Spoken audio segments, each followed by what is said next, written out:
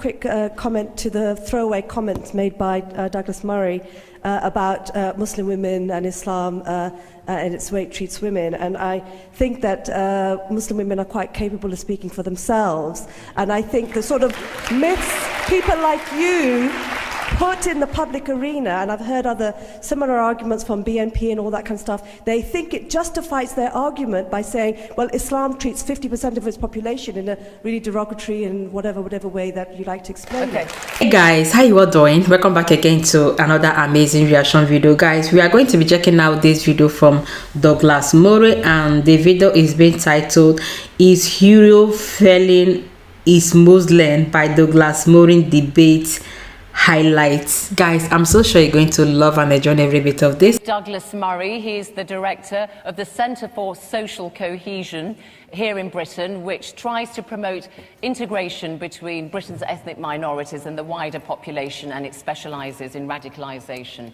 So, Douglas Murray, your time starts now. Thank you. Thank you very much. Tariq says that Europeans associate Islam with violence. There is some truth in that. There is also a very obvious reason for that, which is that Islam is associated with violence. It was not Buddhists who flew planes into the Twin Towers.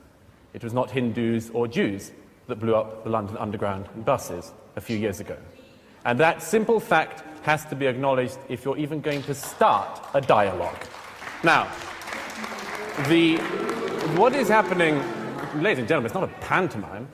I'd argue that Europe has done not too badly, considering the circumstances. In the middle of the last century, there was an almost negligible Muslim presence in Europe. At the turn of the 21st, in Western Europe alone, there were 15 to 17 million Muslims. That's a very fast migration, ladies and gentlemen, one of the fastest in human history. And no society would find it easy to deal with that kind of migration. As it happens, European societies, Western European societies have, I think, dealt with this much better than some would. Certainly, Muslims coming to live in Britain and in Western Europe enjoy more rights and better rights, among them freedom of worship, than they do in any Islamic country in the earth here today. We do have a problem. We have a problem when the failures of Islam throughout the world, the failures of all Islamic societies, come here into Britain. Their intolerance of freedom of conscience, their intolerance of apostates, their intolerance of freedom of expression and freedom of speech, their intolerance of minorities, other religious minorities, sexual minorities, their intolerance of gays, their dislike and distrust of half of the population, women, and many, many other things. And the call, what's more, for a parallel legal system within Britain and European societies. This is monstrous. No other group behaves like this, asks for parallel laws. This is a fundamental problem, and it's one we're going to have to deal with. It's a problem between a society, Western Europe, that believes that laws are based on reason, and Islam that believes that they are based on revelation. Between these two ideas, I'm not sure there is very much compromise for Europe. It is not Europe that has let down its Muslims, but the Muslims of Europe that have let down Europe. This is not solely something which we have to say we can never reconcile. Of course we can reconcile this, but we need to be honest about it. We need to be frank about it, and we cannot avoid things just because they are unpleasant. And if there were one thing I would wish Muslims in Europe could learn today, as fast as possible, it would be this: that you have no right in this society not to be offended. You have no right to say that because you don't like something, you can commit violence, or you would like something to be stopped or censored. You have no right to have more hate laws, or hate crime laws, or hate speech laws, just to defend Islam. You have to realize, the Muslims of Europe have to realize, that a society in which even your deepest feelings can be trodden upon is the only society worth living in. And the sooner we can learn that, the sooner that Islam can learn that within Europe, the better. It is not Europe that has failed its Muslims. It is Islam that has failed Europe. I'd argue Islam has failed its Muslims. Thank you. I just had a question to a few questions to Mr. Murray. I don't think it's the Muslims of Europe that have failed, the Muslims of Europe that have failed Europe. I think it's exactly the opposite. One of the things you said, it was actually a few Muslims, crazy Muslims, I think, who sort of flew the plane into those buildings.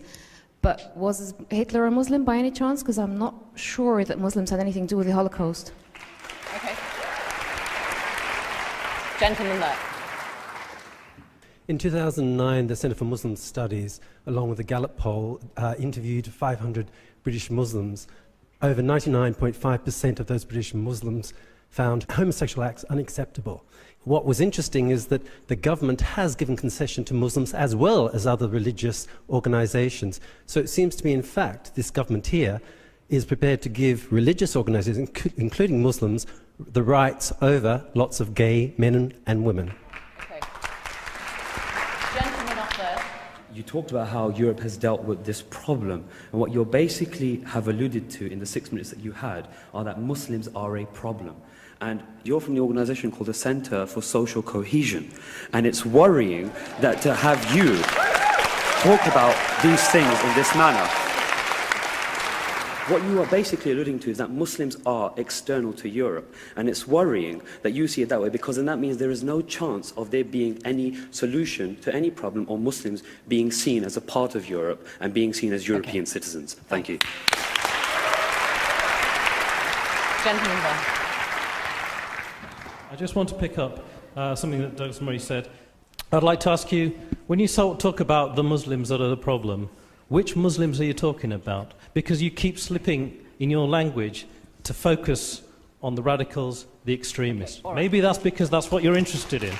But there's another whole set of Muslims out there who are not like that. Okay, just a quick clutch there. Yeah. It is sufficient to point out that Europe is not failing its Muslims, that this debate is taking place tonight and is being televised by the BBC World Service, that Tariq Ramadan holds a chair at Oxford University. I put it to you because of these very facts, that you are being welcomed, that you are being integrated, that you are being respected. You are not a problem. Okay, let's just take... All right, so let's hear some brief comments, please, and questions from our audience. Okay, the lady there, thank you. I have one question for the opposition. Although most in this hall would agree that the human rights that are accorded to all of our citizens, Muslim and non-Muslim, are greater than those in the Arab nations, do you think that we have failed Muslims by allowing the language of Islam as against us to propagate on and on since excuse me, particularly since 9/11, but even before that, and therefore allow our own Muslims within our own countries to feel as if they are part of the enemy rather than part of our own countries? Okay. Okay, I want to take very quick ones then. Okay, this lady here. I just want to make a quick comment to the throwaway comments made by Douglas Murray about Muslim women and Islam and its way it treats women. And I think that Muslim women are quite capable of speaking for themselves.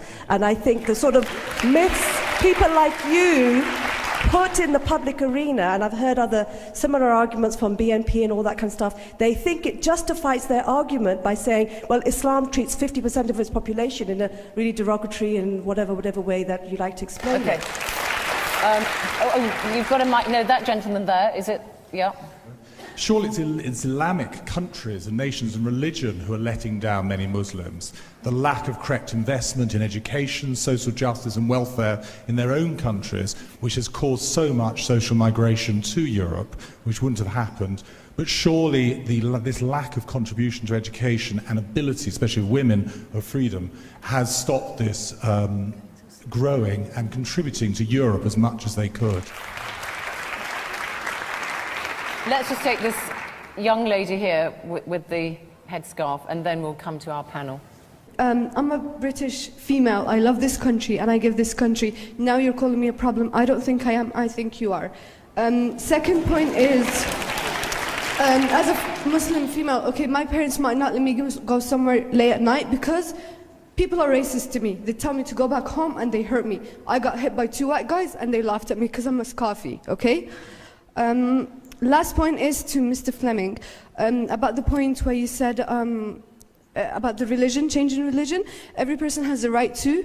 No one says anything about that. But if you had a daughter or a son that wanted to become a Muslim, would you be happy about that? I don't think so.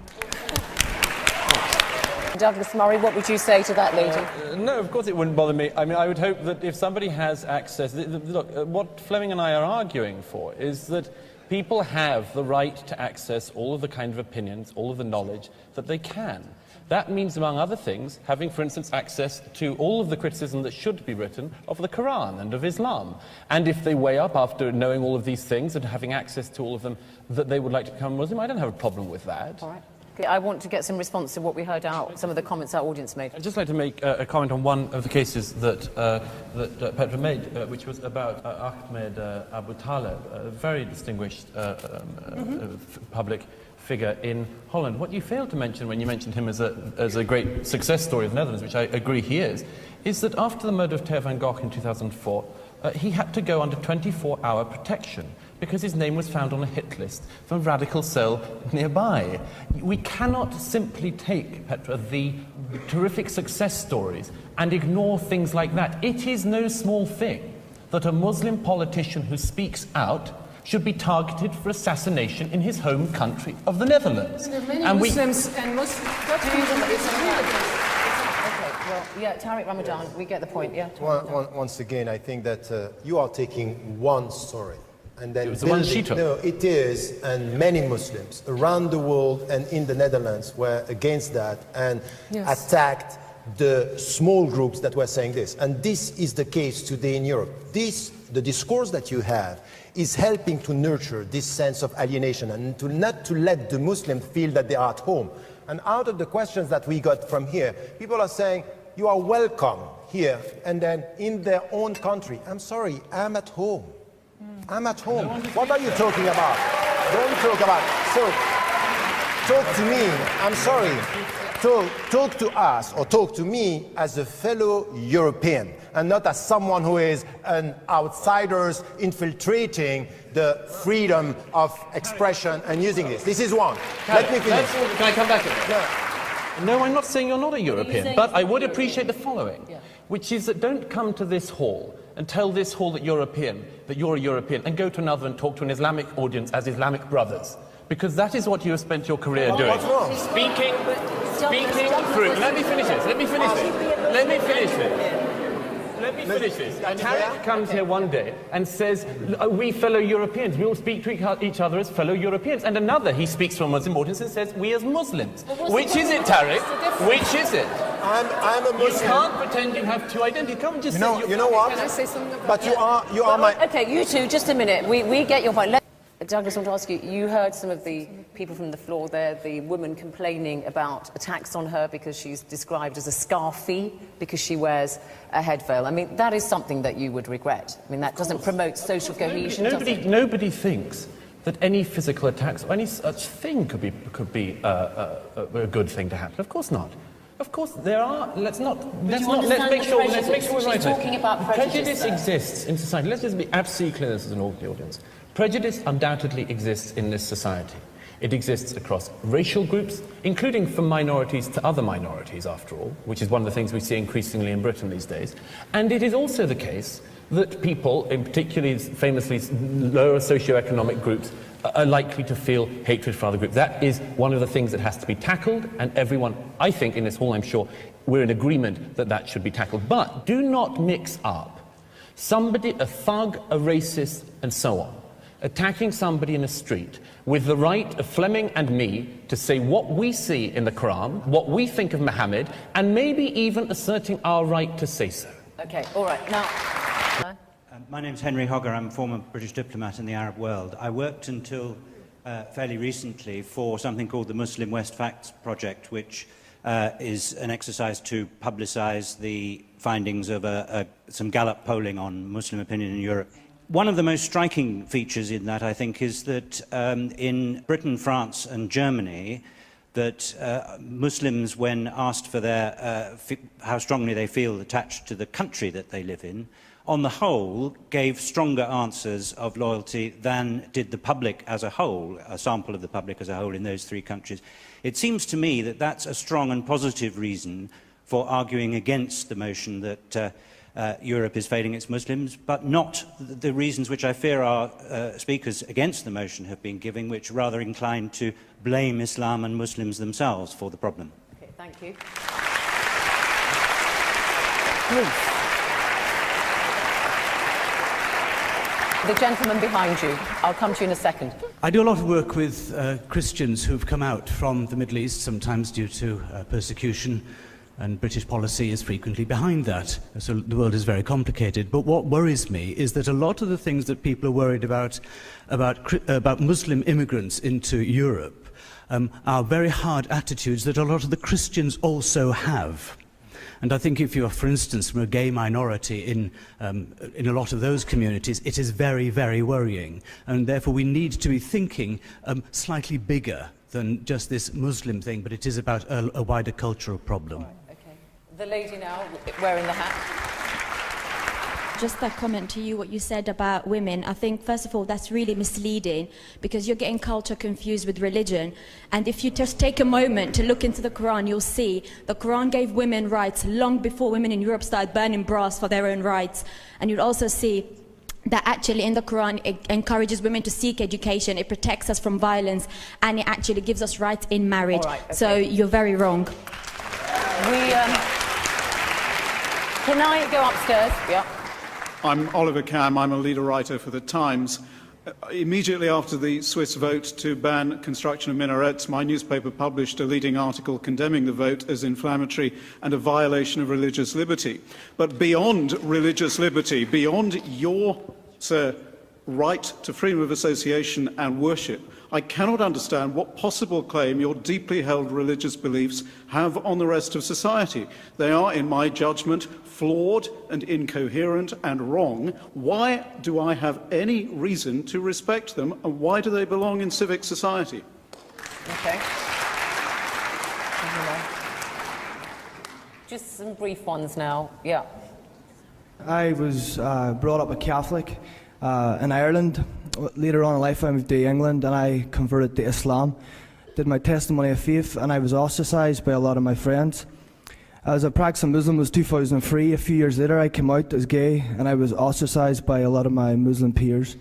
And then I became very isolated and I was lonely, I didn't know where I was. And I think the question today really is Europe, is it failing its Muslims, but are we all failing one another?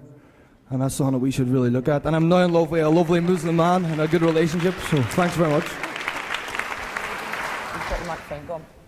Hi, I'm Caroline. I'm just a human being. I don't represent any sort of party or community or anything like that.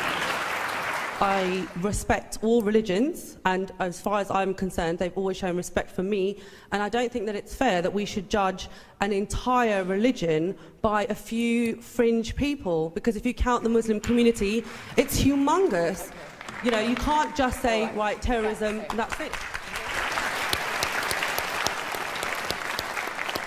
Douglas Murray, Director of the Centre for Social Cohesion, a think tank which studies radicalisation and extremism in Britain. Your closing statements. Thank you. Well, first of all, just to pick up on a couple of people, particularly women, who've said about the terrific things that Islam gives women in terms of rights. The first thing is, yes, in 7th century Arabia, some of this was progressive. In 21st century Britain, it is not. And you have to make that fundamental admission that the Quran is not a document for women's rights in Europe in 2010. It is not. Secondly, why is it that only Islamic societies and mosques in this country are places which teach and preach hatred of other minorities? Every single week in this country,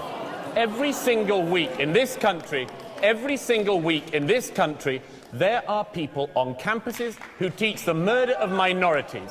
Last week, it was somebody who calls for the murder of apostates. The week before, at another university, it was somebody who believes the Jews are fair game. This is not tolerable. It is not tolerable for Muslims. It is not tolerable from anyone else. You, I hope, would agree with me that any minority that engaged in such hatred and bigotry should be criticised. Don't pretend that the cloak of Islam and Islamic belief and religious fervour means that people like us cannot say that people who call for the murder of minorities are not mainstream, are not acceptable, and have to be critiqued.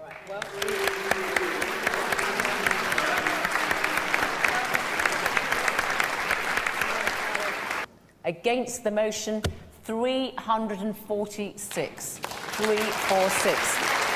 And the don't knows have gone from 218 to 84. So Europe is failing its Muslims. Against have won Douglas Murray and Fleming Rose. Congratulations to you.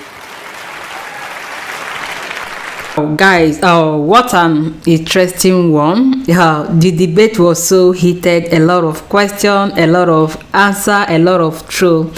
Guys, like I do understand what Douglas Murray was trying to say, okay, because he said that he's not the hero that failed the Muslim, but it was the Muslim that fails, okay, it was the Islamic. So Douglas Murray, like there's this video that I posted earlier where he made a point that he's never in any way hate the Muslim. He said he loved the Muslim. He doesn't that they should not prove him wrong, okay, because all that Douglas Murray is just trying to establish is peace, is unity, harmony, okay.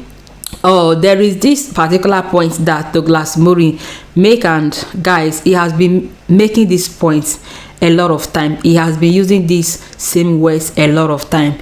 He said that just because you are a Muslim, that does not mean that you do not have the right to be offended, okay.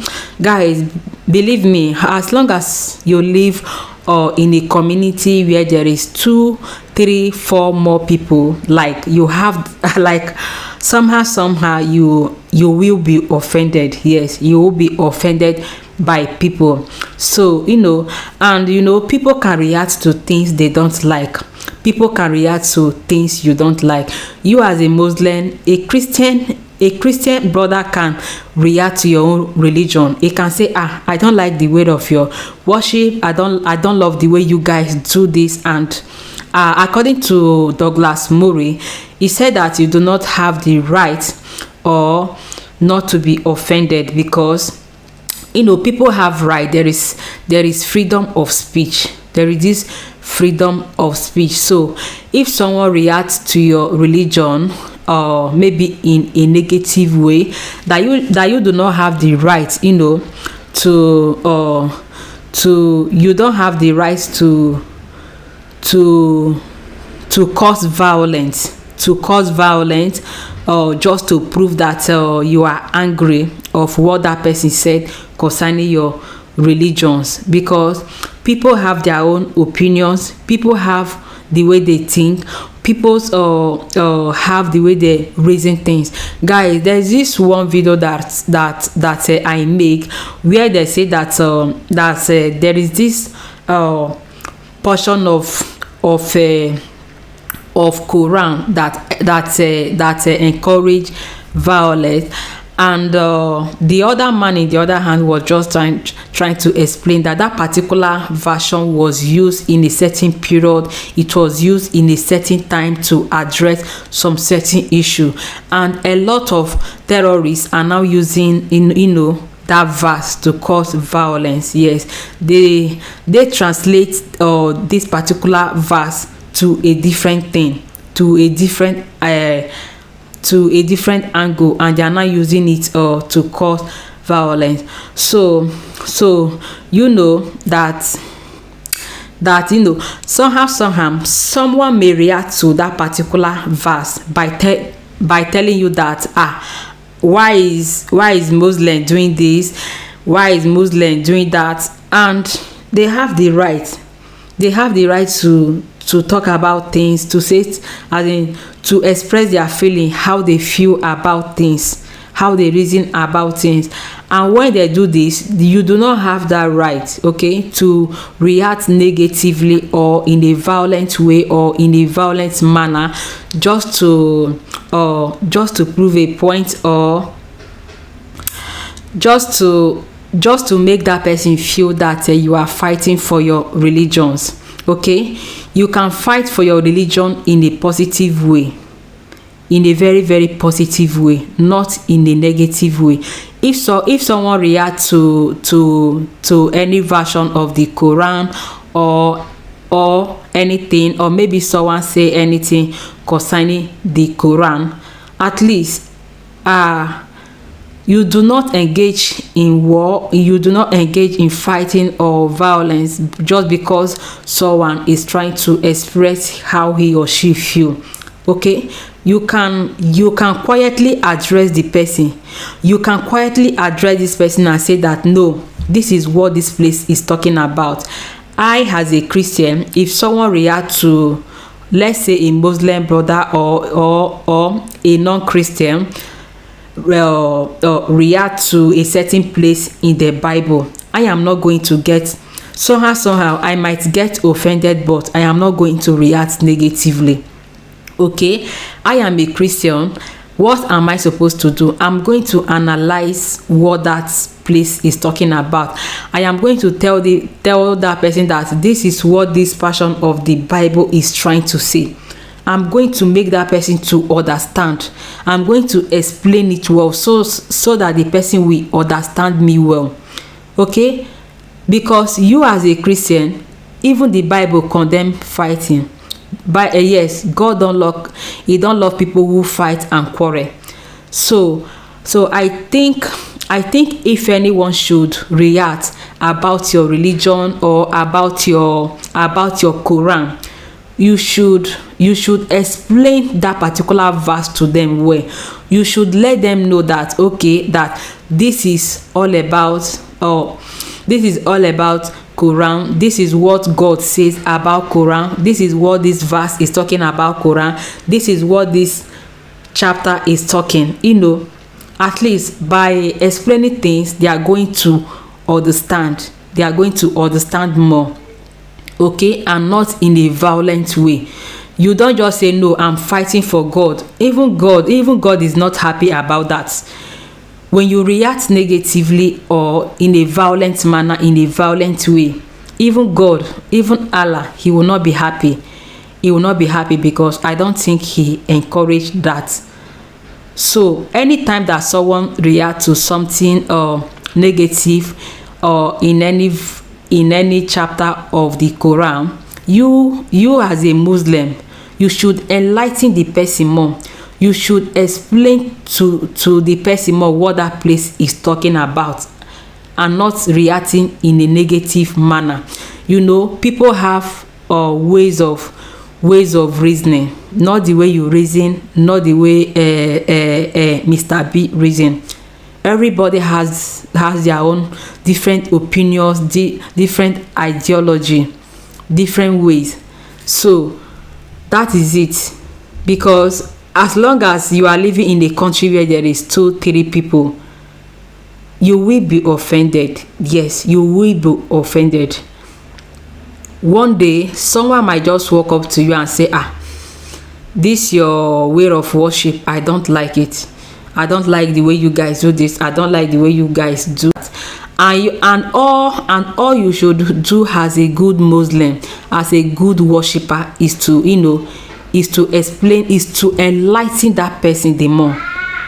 Enlighten that person the more. Let that person to understand that no, don't quote us wrong. Don't misunderstand us. Don't misunderstand us.